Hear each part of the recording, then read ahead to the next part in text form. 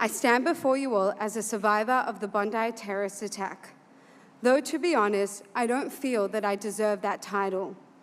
Why, by the grace of God, I wasn't shot and people meters away from me were, only God knows. I want to take you back to that fateful first night of Hanukkah. Rather than trying to describe it to you now, I'm going to read to you what I wrote that very night when I finally reached my in-laws' home. They say you never know when it's going to be your last. It's 8:07 p.m. The hell began apparently just 1 hour ago, but it feels like a lifetime.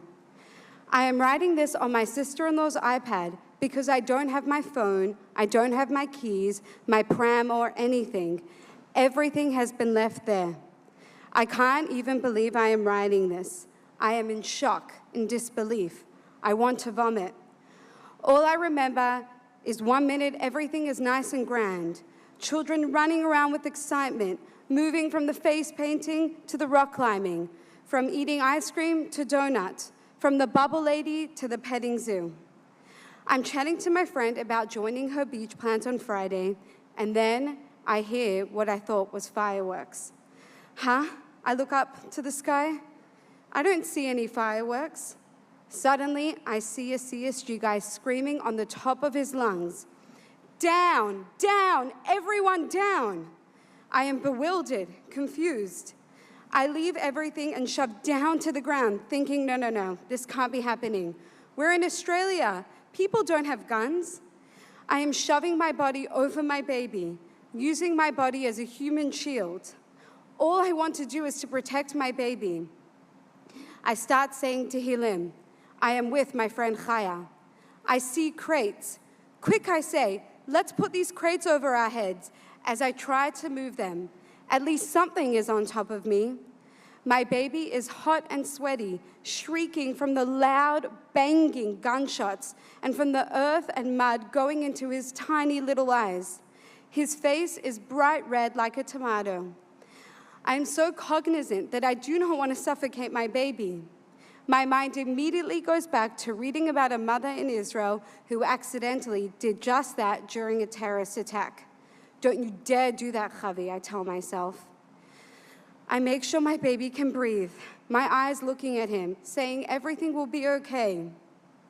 Meanwhile, I hear lights and sirens blaring in the background, a false illusion that help is on its way, that this nightmare will end. I start speaking to God. Seriously, I tell him, I waited so long to have my baby? Is this how it's going to end? I then start bargaining with God as I hear the loud gunshots flying right past me and people screaming in Hebrew. Okay, God, I'll die, but please, just please save my baby. These are just some of the thoughts running through my mind as I say to Hilim and whisper to my baby Meir again and again, L'Torah, l'chuppah, u'l'masim tovim, to Torah, to the marriage canopy, and to good deeds. These are the words that are said at a baby's boy's Brit Milah.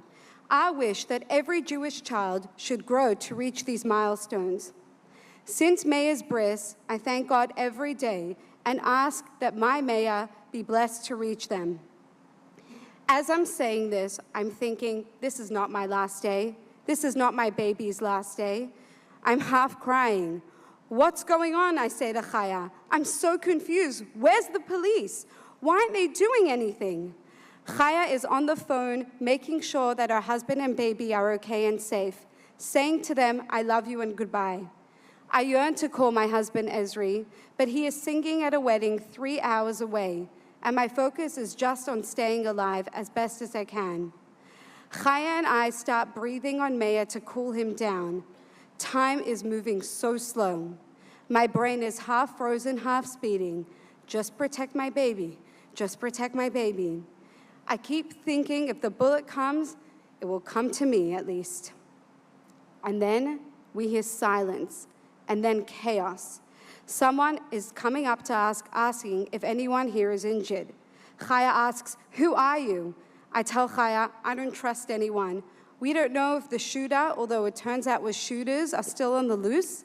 My family and friends saw them with their own eyes holding massive hunting guns. We then look around and see people running. I see a father screaming, "Has anyone seen my daughter?" I will never forget the fear in his eyes, looking for his most prized possession amongst the bloody carnage.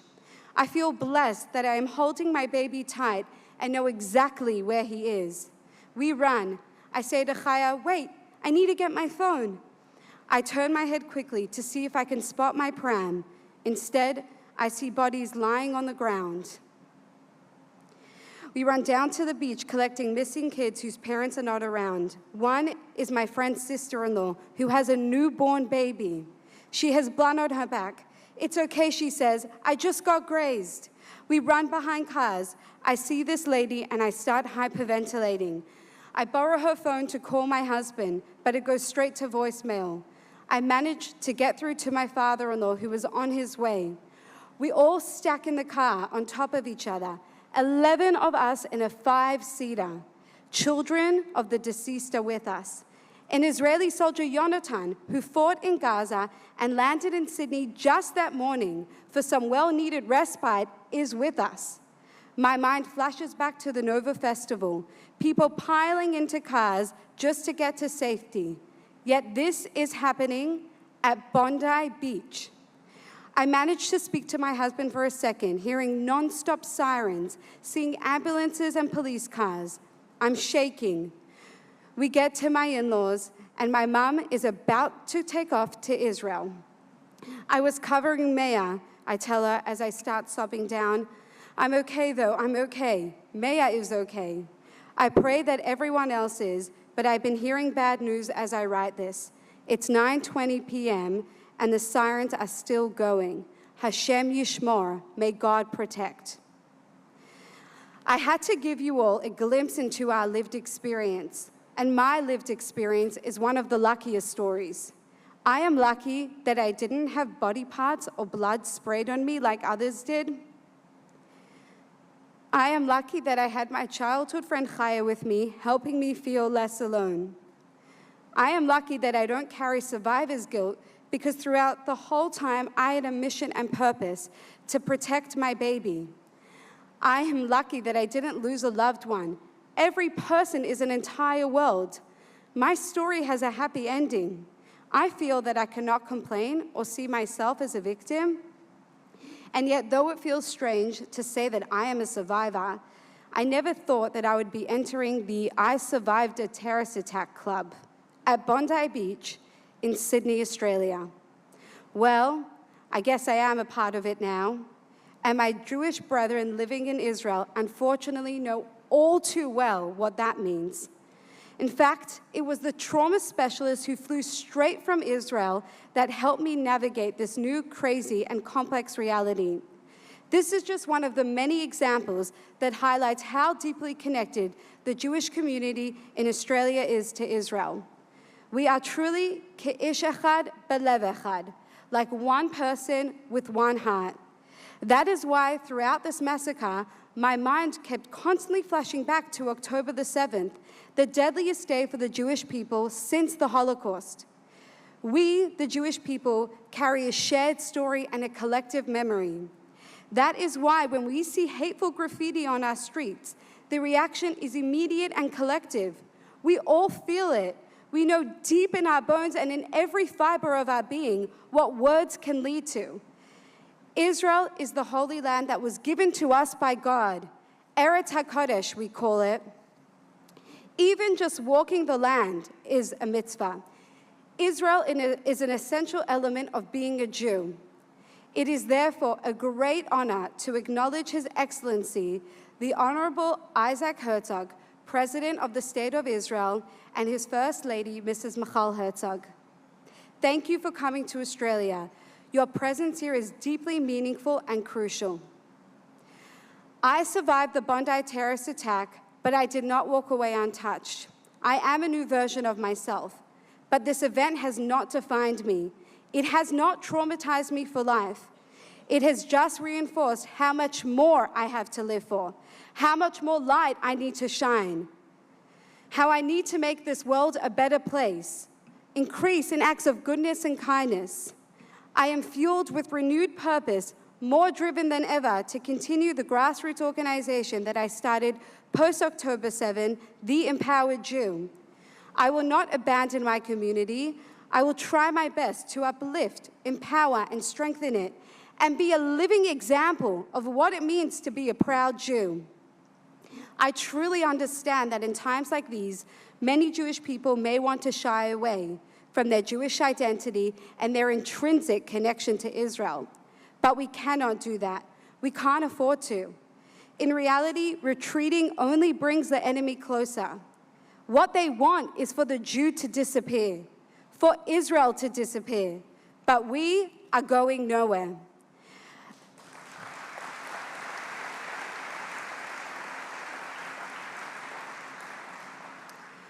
Australian Jews have always been an integral part of this country, contributing to politics, the art, business, medicine, and so much more.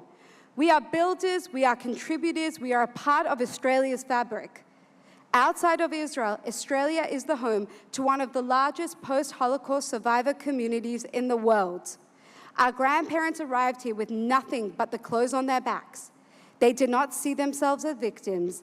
They did not merely survive, they thrived. And so will we. We must.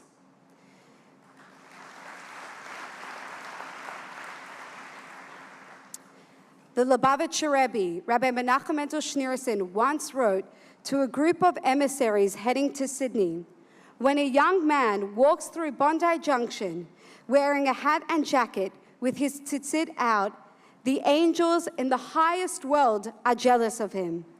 Think about the depth of that. Even the angels, those closest to God, are jealous. Why?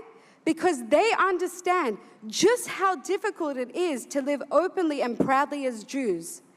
So when a Jew walks down the street wearing a kippah, wearing a Magen David, standing visibly and unapologetically Jewish, that brings God the greatest joy. That is our revenge, being more Jewish.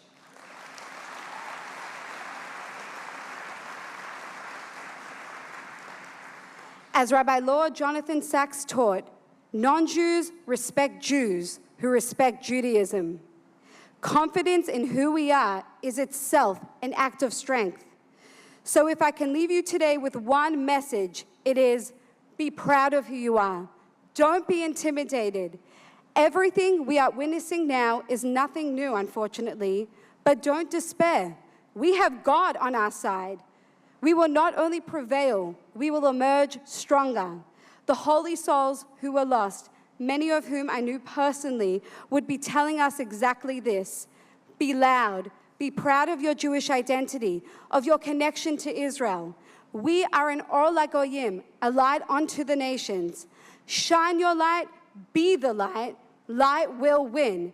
And when we stand together, proudly Australian and proudly Jewish, we show our country that we are helping build a better Australia, stronger, more united, and full of hope.